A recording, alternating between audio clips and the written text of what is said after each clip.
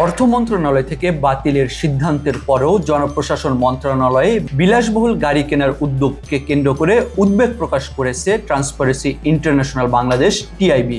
বুধবার গণমাধ্যমে পাঠানো এক সংবাদ বিজ্ঞপ্তিতে সংস্থাটি জানায়, এই ধরনের অতি আগ্রহ ও ব্যয়বহুল কেনাকাটার পিছনে স্বার্থান্বেষী মহলের ভূমিকা থাকতে পারে, যার অনুসন্ধান করা জরুরি। টিআইবির দাবি, এই সিদ্ধান্ত বর্তমান সরকারের ব্যয় সংকোচনের নীতির সঙ্গে সাংঘর্ষিক এবং এটি কর্তৃত্ববাদী সরকারের আমলে গড়ে ওঠা তোষণপ্রবণ আমলাতান্ত্রিক চর্চার একটি ন্যক্কারজনক পুনরাবৃত্তি। সংবাদ বিজ্ঞপ্তিতে সংস্থাটির নির্বাহী পরিচালক ডক্টর ইফতেখারুজ্জামান বলেন, এক শ্রেণীর স্বার্থান্বেষী ও তোষণপ্রবণ আমলাদের প্রস্তাবে বিলাসবহুল গাড়ি কেনার সিদ্ধান্ত অনভিপ্রেত ও অগ্রহণযোগ্য। এটি সুবিধাবাদী আমলাদের প্রভাব বলয় প্রতিষ্ঠার চর্চারই ধারাবাহিকতা।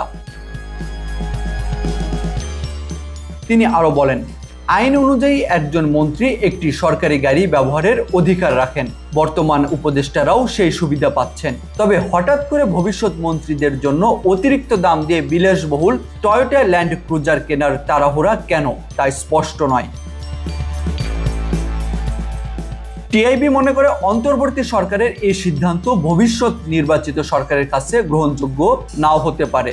এ বিষয়ে ইফতেখারুজ্জামান বলেন, সরকারের ব্যয় হ্রাসের নীতির পরিপন্থী এই সিদ্ধান্ত আত্মঘাতী এবং সরকারের জবাবদিহিমূলক আচরণের সঙ্গে সাংঘর্ষিক। এর দায়ভার কে নেবে সেটাও পরিষ্কার হওয়া প্রয়োজন।